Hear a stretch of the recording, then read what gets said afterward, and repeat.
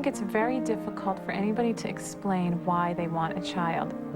And the thing that I always felt so strongly about, why as an infertile person do I have to explain why I want a child, where somebody who's not infertile doesn't?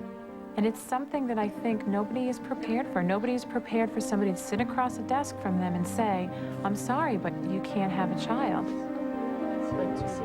1 out of every 6 couples struggles with infertility. You come to realize how lucky so many other people are, that they don't have a situation like this. And there are worse things, I definitely agree, but to us, we were devastated. For many, in vitro fertilization is their last hope for a child, despite the stark reality that it fails 70% of the time. And these patients have often gone through years of trying to get pregnant. They're really stressed just from that alone. And often, by the time they reach the office of a specialist, are depressed because of this illness. And not many people view this as an illness, but infertility is a rotten, horrible disease. And, you know, it's not a disease that will kill you, but it wreaks havoc in these patients' lives. It is not a cosmetic illness. This is a girl, as was expected. The disease of infertility once seemed incurable until the miraculous birth of Louise Brown in 1978. Her arrival marked an historic moment, for Louise was the first human baby ever conceived outside a mother's womb. British doctors Robert Edwards and Patrick Steptoe had labored for years trying to help women with blocked fallopian tubes. They could surgically remove their eggs and fertilize them in the lab. Yet they couldn't figure out why the embryos failed to develop into pregnancies once they were returned to the mother. We had got all the techniques ready right up the stage of implantation with beautiful embryos and checked out the chromosomes and everything about them. And it was clear this method had to work. There was too much knowledge already in mice and rabbits and goats. Mind, the techniques we were doing were in advance of those. So we felt that the human was not so different that the method could not work. The breakthrough came when Steptoe and Edwards decided to transfer the embryo earlier, allowing it to divide only 3 times before placing it in the womb. Right, I can see the embryo beautifully. We were trying to come earlier and earlier, really to avoid long-term cultures. That was my primary aim. And so suddenly, the system started to work, and we were there. That's a girl. 3 years later, Nova filmed the birth of America's first test tube baby, Elizabeth Jordan Carr. Put it down a bit, let her look at it. Although Louise Brown was healthy at birth, many feared that IVF babies could well be abnormal. One piece. Ultrasound had shown that Elizabeth was small, and the doctors that created her, Georgiana and Howard Jones, were extremely worried. I had written out a press release that said that we had been disappointed at birth, that the child was abnormal, but that we did have a couple of other pregnancies come along behind that, and we would hope that the others were perfectly okay. And fortunately, I didn't have to use that. All right, ladies, here she is, Elizabeth. All right, yeah, I knew you always liked it to be a girl. I think the major moral concern was, were you going to have a child born who had birth defects? Were you going to have developmental abnormalities? Would something go wrong later in the life of that person? And I think the terror was that somehow doing something in a dish was going to create a person that was less than healthy. That's you, Louise. You've seen that before. But the terror faded quickly. As the press followed Louise Brown and Elizabeth Carr, it was clear that the girls who had made medical history were growing up to be perfectly normal. Every year, people pop up and say, oh, we'd like to do an update on Elizabeth. And every year I say, well, I'm the same as I was last year, just a year older. That's it. It's kind of like they expect a wonderful answer like, oh, yes, I feel so different, I feel so special, and I don't. Initially, IVF could only help a small percentage of infertile couples. Today, it has become the starting point for treating almost every cause of infertility. As defective eggs, weak sperm, or abnormal chromosomes, once insurmountable obstacles, are overcome. Radical new techniques have proven that life on the cellular level is easier to manipulate than ever imagined. But for those who embark on this high-tech process, IVF remains a grueling ordeal. The first hurdle is to endure daily injections of powerful drugs to force the ovary to produce more than one egg. Elisa had gone through 3 weeks of taking shots, you know, all of her body bruises every morning at 6 in the morning to go to give blood. And you have a lot of guilt seeing your spouse go through all this stuff, knowing that if I didn't have this problem, she wouldn't have to do this. You know, she's very fertile. I mean, that's the best part. Infertility was often seen as a woman's curse, but in fact, 40% of cases can be attributed to male problems, like Darren's. The sperm count is very, very low. And when you have such low sperm count, the challenge is to select a normal sperm, or what looks like a normal sperm, and to get fertilization. However, so long as we have some sperm and they're alive, we can allow the sperm to get to the egg. Because Darren's sperm are too weak to reach Elisa's eggs, her eggs must be surgically retrieved. Using a long, thin needle, Rosenwax probes her ovary. One by one, the tiny eggs are sucked out into test tubes and taken to the lab. It is the quality and number of the eggs and sperm that will determine the outcome. We had 15 mature eggs, and there are several motile sperm, but very, very few. So they have to search out quite a bit. And the hope is, of course, to get at least an equal number of sperm to the number of eggs we have.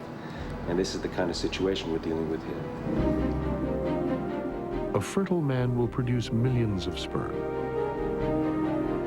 Today, the doctors have found only 12 of Darren's to work with. Using a thin glass needle, one sperm is grabbed by its tail. Then, Elisa's egg is placed into position. It was only by accident that scientist Gian Palermo discovered he could inject a sperm into an egg without damaging it. While I was placing sperm around the egg, underneath the shell, then accidentally I perforate the membrane of the egg, and then one sperm went inside. Ironically, I didn't pay much attention. I thought that egg would not survive the procedure, and I put a question mark to it because I thought it was going to die, but that was the only egg that fertilized, that finally was transferred to the patient, and this became the first ICSI baby. Palermo called his discovery ICSI, for intracytoplasmic sperm injection. Amazingly, creating a human being through the manual injection of sperm proved to be just as effective as natural fertilization.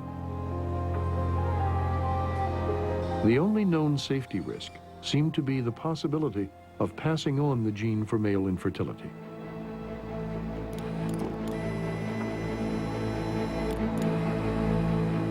ICSI's success would push forward a new frontier of reproductive biology.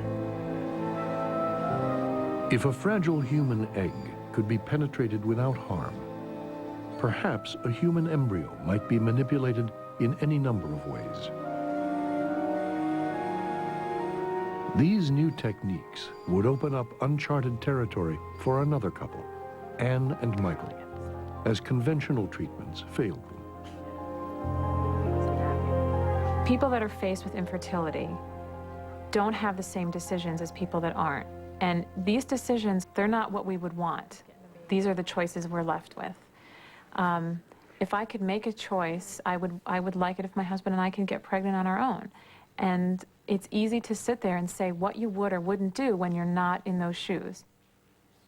Well, she'd been trying for over 4 years, and she had done several treatments. She had done some of the more kind of low-key treatments, you know, medication by itself, medication with insemination using her husband's sperm. She had had the full battery of diagnostic tests, none of which really revealed a smoking gun cause as to why she was having difficulty. And she was climbing the ladder from least aggressive to most aggressive treatment. During Anne's first IVF cycle, her doctors retrieved 35 eggs, an astounding number. Yet once the eggs were fertilized in the lab and began dividing, embryologist Jacques Cohen noticed fragments, little pieces of cells that are left behind when embryos divide inefficiently. And normally they're not really a hindrance to further development in pregnancy because they occur in about 85% of all embryos. But when you have a lot of them, it interferes with normal development. The cells then cannot interact, and that's what happened in their case. There were so many of them that you couldn't even count the number of cells. Let's say you had a 4-cell embryo or an 8-cell embryo. You couldn't make a count, which you normally can. So on the one hand, I have an answer, which is finally, after like 3 years, I finally have an answer of why I'm not getting pregnant. Then, on the other hand, I have this news that I don't know if this is going to be fixable. This may be a permanent problem that we could never fix. For decades, no one dared to invade the inner sanctum of an embryo for fear of harming it. But in 1990, Cohen began piercing the shells of fertilized eggs that appeared brittle to help them hatch.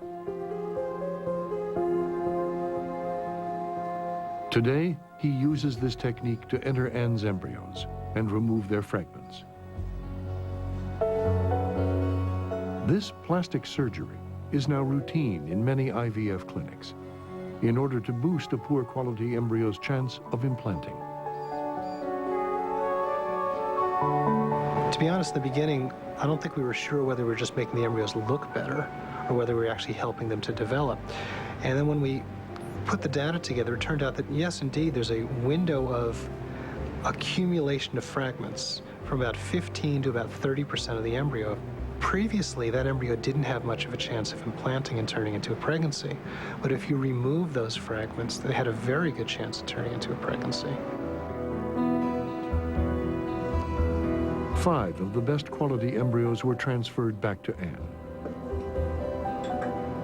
Although she became pregnant, 6 weeks later, she lost the baby.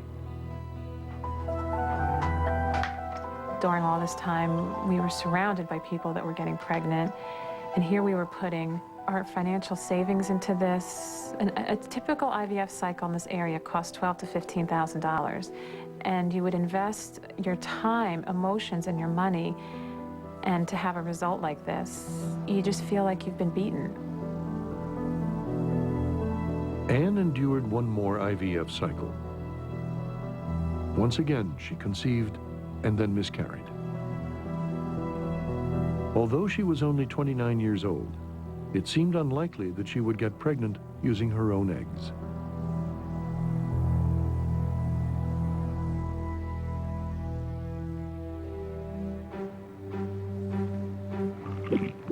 Failure is not the only risk of IVF. For those patients lucky enough to become pregnant, 1/3 will deliver more than one baby. Do you want to have yours outside? Right. Laura and David May became the parents of triplets after 3 of their 4 embryos implanted. Although they were desperate to have children, they were not prepared for the high risk of a multiple pregnancy. I had to go into the hospital, and I had like a little pump that they installed to help control the contractions. I just ballooned. Then the most painful part was I no longer had ankles. We gave her 6 meals a day to make sure that all the nutrients and everything that she needed and the children needed were there.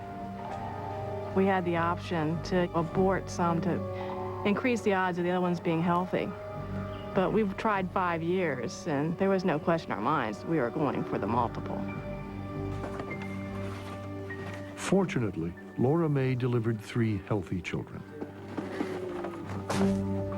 But not every family is as lucky. Most triplets and higher order multiples are born prematurely. 30% will weigh less than 2 pounds. And the data that we have on that shows that about 1 in 4 of those babies is going to have serious disability. Not mild disability, but real developmental handicaps in life. Given the enormous risks, why not limit the number of embryos transferred back to the mother? When a patient goes through an IVF cycle and goes through all of what's involved, they want the best possible chance. Now, how do you give them the best possible chance? By putting back more embryos. And how are clinics compared? People look at success rates. Even though they don't understand the nuances and differences between patient populations, they want the one with the best percentage. So there is this incredible pressure on us to have high pregnancy rates. Because 70% of all embryos fail to develop, doctors transfer back several in the hope that at least one will turn into a baby. You know, when you look at an embryo under the microscope, as beautiful as it is, on the first day after fertilization and when they're single cells, they just almost all look the same. You can't pick out the highest quality embryo on that first day. Since the early days of IVF, doctors have transferred fertilized eggs back to the mother when they reach the 8-cell stage. But recently, labs have been getting